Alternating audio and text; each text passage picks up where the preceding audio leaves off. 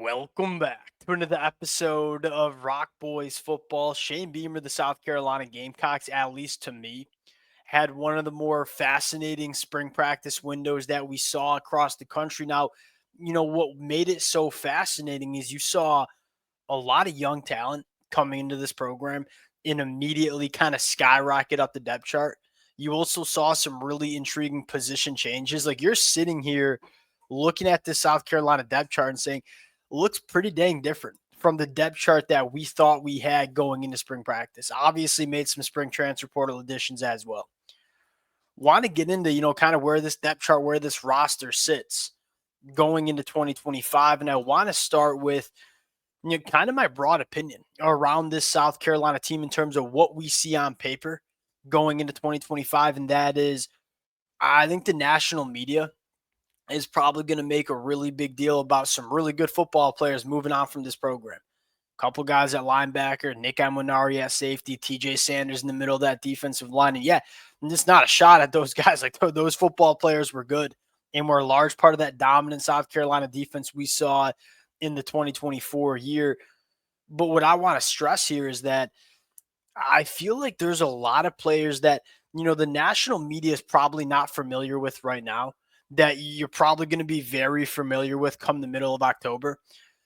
Shane Beamer stacked a lot of talent on the high school recruiting trail, and specifically a lot of talent that had some big time upside. Now, for some of these guys, maybe they haven't realized their upside over the first 2 years, but going into year two, year three, that's kind of when we expect these kids to break out. You see a lot of those players, up and down this depth chart. Want to get into some of those names that I think surprise a lot of folks going into the 2025 year. Before we get into it, as always, to the South Carolina fans, I think I want to start with this. Y'all let it fly in the comments section. One of my favorite parts about talking this football team in the middle of the spring is y'all got a lot of good takes. Like the South Carolina fans who are watching these episodes in the middle of the offseason, live and breathe this football program. Y'all been really, really active in the comment section. A lot of really, at least to me, like football conversations we've had in the comment section. I can't thank you guys enough for that. If y'all do enjoy the content, consider subscribing to the channel. I'm sure many of y'all would see this depth chart shaking out a little bit of a different way. Please let it fly in the comment section. I might make some changes to it. Without further ado, let's get into it. Quarterback position, Lenore Sellers, quarterback one. Look, it's too early to be talking about post Lenore Sellers, but I will say this, like the young quarterback room, Aaron Nolan, Cutter Woods, kind of fired up about what the future of this quarterback room looks like for South Carolina. I feel like you got a really nice pipeline of quarterbacks over the next couple of years. Running back position, we're still waiting on Rasul Faison's waiver to play. It sounds like we're going to get that. Clearly the running back one. You have some other names that you're excited about behind Rasul Faison, but from what we've heard coming out of spring, he is the bell cow. He is the dude in this running back room that's probably getting 20 to 25 carries a game. Wide receiver position. To me, arguably it's the wide receiver position and it's the offensive line in terms of the most intriguing positions on offense for me. Now, I feel like I know what Lenore Sellers is, only getting better as a football player. Know where Rasul Faison is. Yeah, I think he's going to be a stud for South Carolina in 2025. The offensive line and the wide receiver position, although some of these players a little bit unproven, there's big time upside in both of these position rooms. Now, let's start with the wide receiver position. I think this is probably your starting three wide receivers to start 2025. Nick Harbor being the wide receiver one. He's one of the most important players on this roster. Like, do we get an elite version of Nick Harbor in 2025? And we said this all spring. We saw the light start to flash a little bit later in that 2024 season. Did not participate in track and field, kind of poured all his efforts into becoming a good football player. There's a real chance he's one of the best wide receivers in the SEC. You go look at some mock drafts. You'll see some mock drafts have Nick Harbor in the first round in the 2026 NFL draft. Rightfully so. The sky's the limit for this kid. Jared Brown, if I'm a South Carolina fan, I am looking at a guy like Malik Clark. I'm looking at a guy like Donovan Murphy who's going to come in the summer. I think Jared Brown is solid. I think there's a little bit more upside with the younger wide receivers in this room, and it's kind of how you want it to look like. We know Jared Brown is solid. Can these freshman wide receivers come in and beat him out for opportunities? Slot wide receiver, Mazeo Bennett, Brian Rowe, going to be a really young and sounds like dynamic combination in the slot, which I think is important. Kind of giving Lenore Sellers some easier completions. One of the things we want to see from Lenoris in 2025 is we know you can put on the Superman cape and go out and make it happen and make plays that 99.9% of college football players can. We love that fact about Lenoris. Can some of these things become a little bit easier? And I think it starts with the tight end position. I think it starts with the slot wide receiver position.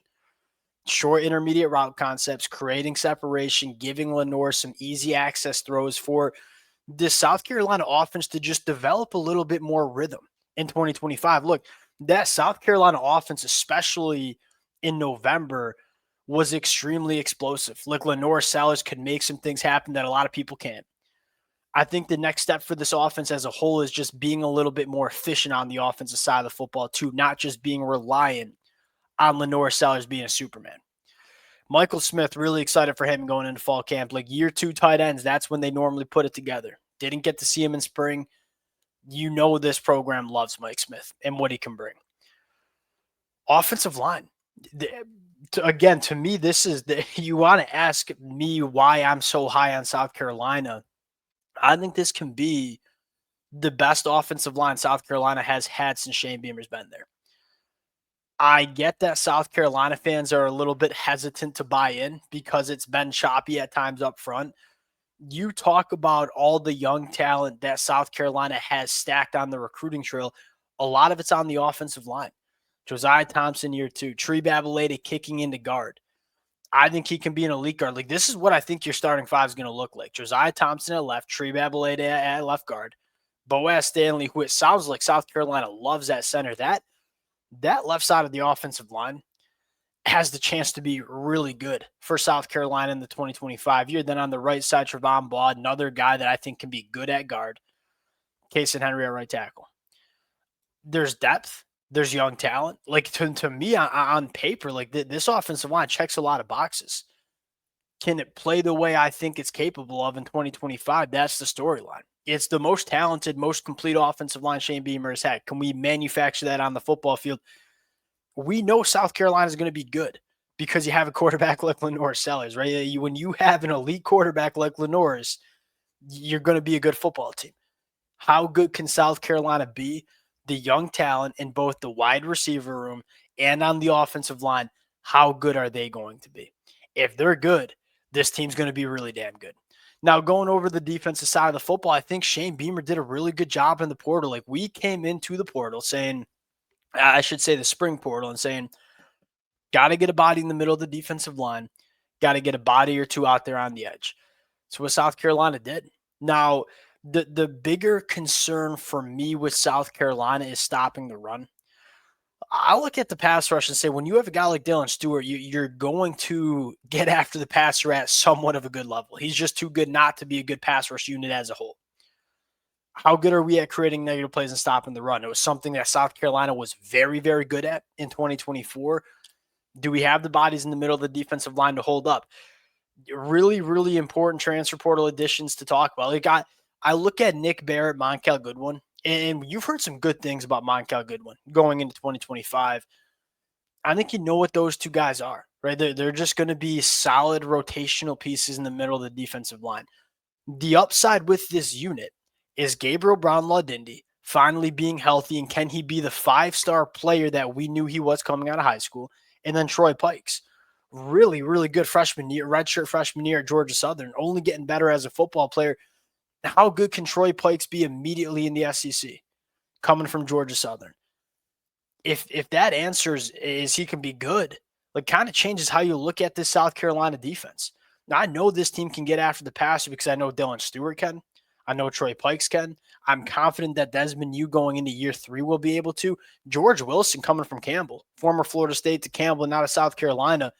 He's a pass rush specialist. No, I don't think he's going to play a ton against the run because he doesn't have a really thick frame.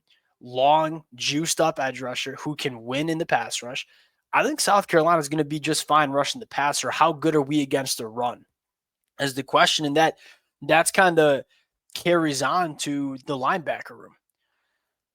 The thing that stood out to me about South Carolina in the spring portal window, they didn't go after a single linebacker. That tells me that, hey, maybe Fred Johnson's that guy going into year two. Maybe Sean Murphy coming from Florida State was a hit. What about Justin O from Alabama going into year two? The fact that South Carolina didn't seemingly, at least from what we knew, didn't even go after a linebacker, that kind of tells me where South Carolina might be at that off-ball linebacker spot. The same thing we said heading into spring. We know the bodies are there. Can they just come together as football players? From what I've gathered, kind of reading through the tea leaves, maybe they're coming together as football players as opposed to the defensive line. We just knew we weren't quite there with the bodies. We needed to get one, and you got one with Troy Pikes. Into the secondary. I think that it should be a solid unit. There was some buzz around Jalen Kilgore moving to safety. They're going to decide to stick him at nickel, which I think makes a lot of sense. You just know he's really solid at nickel and only getting better. Brandon Sissy from NC State sounds like a hit. Like the boundary cornerbacks between Judge Collier and Brandon Sissy with Vicari Swain hopefully getting back from the academic problems should be a good boundary cornerback group. Good at nickel with Jalen, excuse me. Then at safety, we know what we have with DQ Smith, and it sounds like Peyton Williams is probably going to be the other safety. A little bit of a question mark there, but I mean, it's not a glaring hole. The South Carolina team, and the last thing, I'm sorry, kind of like circling back to the offensive line real quick, but I do want to note this. The thing with South Carolina on the offensive line that I like is it's a pretty deep unit. Like Tree Babalade, Case, and Henry, two guys that we saw play some good football in November. It's a solid tackle group, but they're also deep there. I think Tree Babalade probably goes out to left tackle. If anything happens to Josiah Thompson, I wouldn't be surprised if Tree plays left tackle. So you got a guy in Tree that can play tackle even though he's going to start at guard. And you got guys like Nick Sharp and Rodney Newsom who've played a lot of football at the collegiate ranks. There's a lot to like about this depth chart going into 2025, and I think the big storyline, I'll kind of give you the 5-6 guys that you're really looking for. Does Nick Harbor take that step? What does Tree Babalade look like at guard? What about Mike Smith going into year two as a tight end? You go down to the defense, like Desmond Yu, year 3 guy, with all the traits in the world, looks the part, like looks like an SEC edge rusher. He's going to play like that going into year 3. Troy Pikes, the year 3 guy in the middle of the defensive line coming from Georgia Southern. Fred Johnson, a linebacker. There's a lot of guys that the national media won't recognize because they haven't played a ton of football in the SEC yet that really have the opportunity to emerge as great players for South Carolina. That's kind of the difference in the season. We're going to be solid with Lenore Sellers at quarterback. How good can this team be is dependent on some of those guys that are going into year 2 and year 3 of their college football careers. How big can that step be? We'll close it down there. Appreciate you guys rocking with it. If y'all do enjoy the content, consider subscribing to the channel, and we'll talk to y'all later.